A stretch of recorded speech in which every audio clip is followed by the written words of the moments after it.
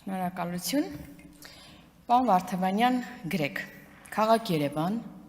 Պապ Թագավորի փողոց 4/2, 9-րդ հարկ, Հայաստանում Կիպրոսի դեսպանատուն, մյուս հասցեն, Քաղաք Երևան, Գրիգոր Լուսավորիչ փողոց 13A հասցե, սա ձեզ ավելի հայտնի Ռուսաստանի դեսպանության շենքն է։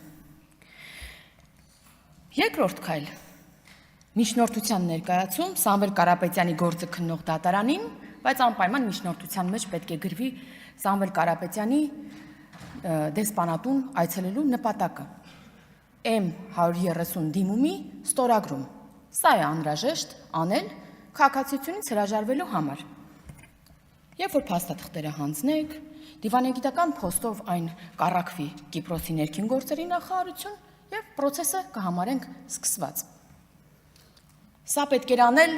ապրիլի 15-ից գոնե սկսած, երբ ձեր առաջնորդը հայտարարում էր, որ process-ը սկսված է։ Ոչ թե այսօր արդեն 4 ամիս անց գրեն, թե կաք ասեք, որ նա չի կարող գնալ հասնել որևէ այլտեղ, որովհետև խափանման միջոց է կիրառված։ Ես չգիտեմ, դուք գազ չեք տվել, թե նրա մոտ այդ ցանկությունը չի եղել, թե այլ հանգամանք կա։ Օրինակ կարող է լինել մի երրորդ հանգամանք, որը շատ ռեալ է։ Օրինակ,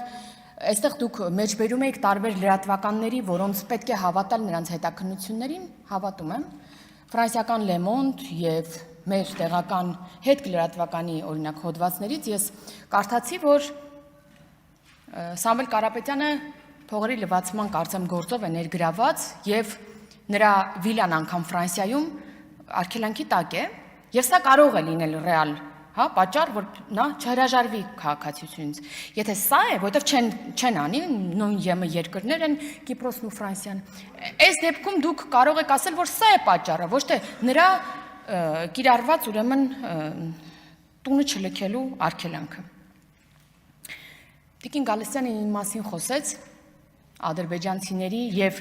իրենց մեջ հավասարության նշան դնելով։ Տիկին Գալստյան իմ ելույթն էր դրա մասին, որ ցավալի է, որ հավասարության նշան է դրվում հայ պաշտոնյայի եւ ադրբեջանցու միջև։ Որոշակի գոնե տարբերություն պետք էր այստեղ լիներ։ Բարեգործության մասին է շատ խոսվում այս օրերին։ Գիտեք,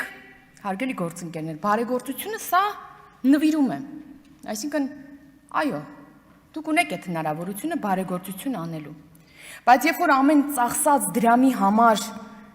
լռություն եւ լոյալություն է պահանջվում եւ քվե է պահանջվում, սա արդեն բարեգործություն չէ, սա քաղաքական վաշխառություն է եւ քաղաքացուն վարկի տակ, պարտքի տակ թողելու փորձ է։ Այո,